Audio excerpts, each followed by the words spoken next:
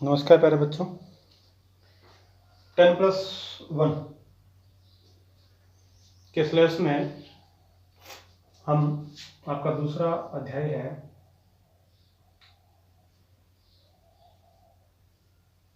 पृथ्वी की उत्पत्ति। पृथ्वी की उत्पत्ति से संबंधित इस अध्याय के अंदर विषय है कि पृथ्वी की उत्पत्ति कैसे हुई, कैसे ग्रहों की उत्पत्ति हुई, कैसे ब्रह्मांड का बनना हुआ। इन चीज़ों का अध्ययन हम इस अध्याय में करेंगे। आप सभी पिछले क्लासों में पढ़कर आए हैं। मैंने इससे पहले 2-3 बेसिक ज्योग्राफी वीडियो डाले हैं, उसमें कुछ ना कुछ आपको सौरमंडल के बारे में जानने को मिलेगा, वो जरूर देख लेना। आप लोगों को पता है सूर्य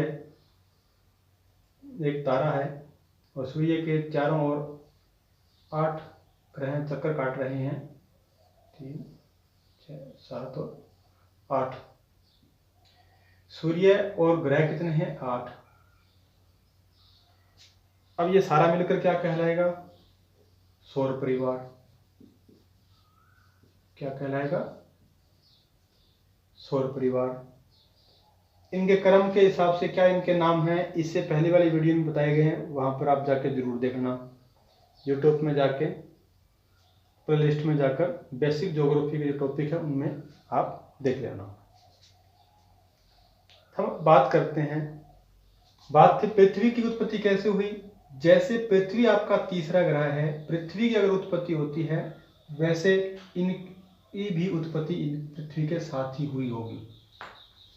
हम कह सकते हैं कि केवल पृथ्वी की उत्पत्ति नहीं है, ये पूरे के पूरे सौरमंडल की उत्पत्ति है। हम इस अध्याय में पूरे के पूरे सौरमंडल की उत्पत्ति कैसे होती है हम उसके बारे में पढ़ेंगे। थोड़ा सा बेसिक आपको बता देते हैं। जो 8 ग्रह हैं आपके,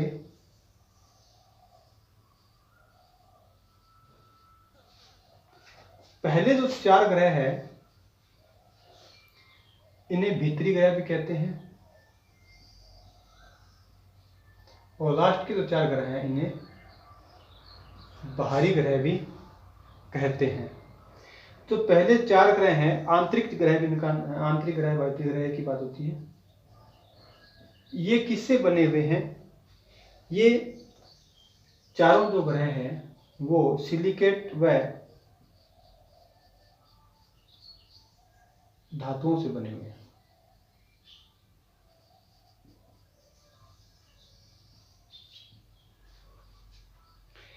लास्ट के जो 4 ग्रह हैं वो आपके गैसों से बने हुए हैं,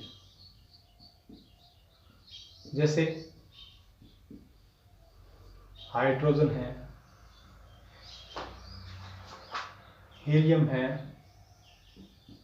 मीथेन है और जल के जितने भी आपके यौगिक होते हैं, हाइड्रोजन के यौगिक जल, अमोनिया और मीथेन।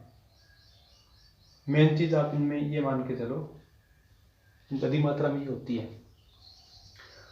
तो अब जो पहले 4 ग्रह हैं उनमें घनत्व भी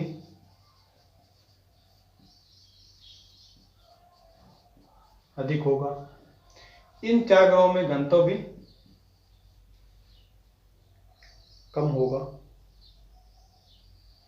ठीक है। आकार की दृष्टि से देखें तो ये बड़े होंगे, आपको ये आकार में बड़े मिलेंगे आपको, लगभग कह सकते हैं। आकार छोटा भी हो सकता है, ये छोटे होते हैं आकार में। ये बेसिक सा था। अब हम अध्ययन करेंगे पृथ्वी की उत्पत्ति कैसे हुई। पृथ्वी की उत्पत्ति के पीछे 2 धारणाएं बनी हुई हैं। 2 धारणाएं बनी हुई हैं। एक धारणा है धार्मिक और दूसरी है वैज्ञानिक धारणा, वैज्ञानिक संकल्पनाएं।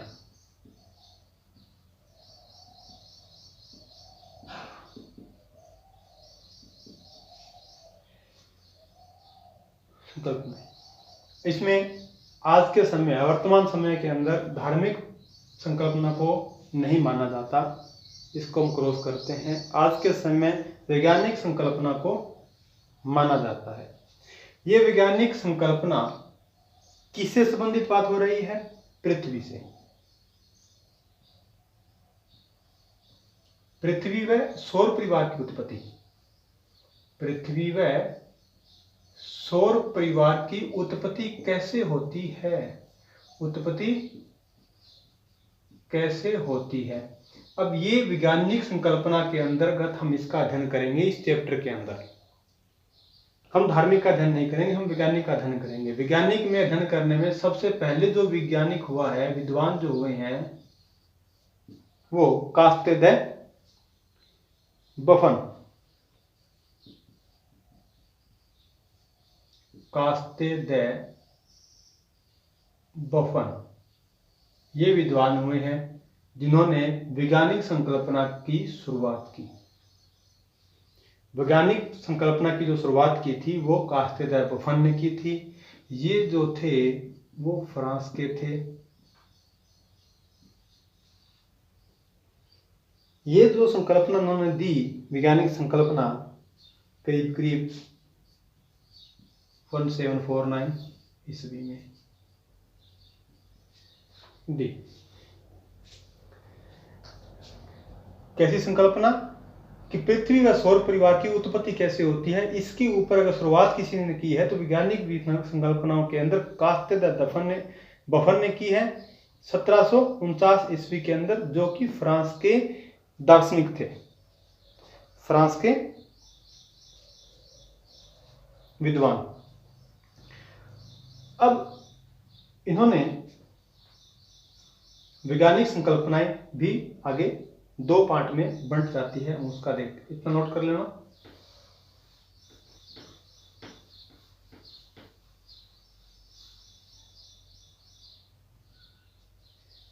जो वैज्ञानिक संकल्पना थी आपकी,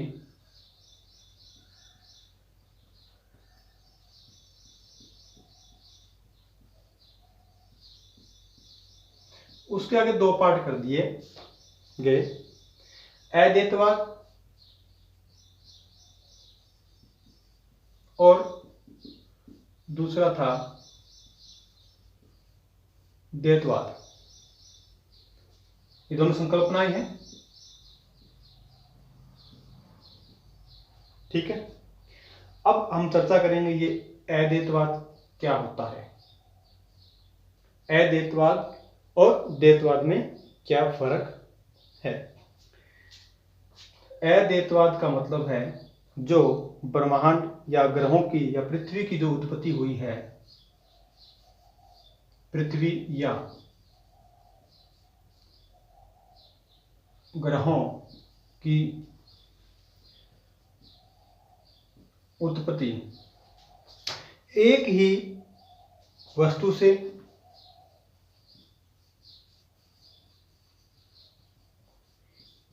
वस्तु से या तारे से हुई है। यह तो है अद्वैतवाद के अंदर। इन दोनों में अंतर कर लेते हैं पहले, फिर इसके आगे परिभाषा खूब सारी मिलेंगी आपको अद्वैतवाद के अंदर, कि पृथ्वी या ग्रहों की जो उत्पत्ति है, सौर परिवार की जो उत्पत्ति है, वो एक ही वस्तु या एक ही तारे से हुई है। जबकि द्वैतवाद क्या कहता है? द्वैतवाद कहता है पृथ्वी या ग्रहों की जो उत्पत्ति है वो एक से अधिक मतलब 2 तारे भी हो सकते हैं, 3 तारे भी हो सकते हैं, तारों से हुई है। अब आपको वैज्ञानिक संकल्पनाओं के अंदर अद्वैतवाद और द्वैतवाद में इन शब्दों में अंतर मिल गया कि दोनों में फर्क क्या है। कि अद्वैतवाद कहता है कि पृथ्वी या ग्रहों की उत्पत्ति एक ही तारे से होती है, जबकि द्वैतवाद कहता है एक से अधिक तारों से उसकी, पृथ्वी की और उसके ग्रहों की या पूरे सौर परिवार की उत्पत्ति होती है। अब ये जो विचारधारा है अद्वैतवाद को भी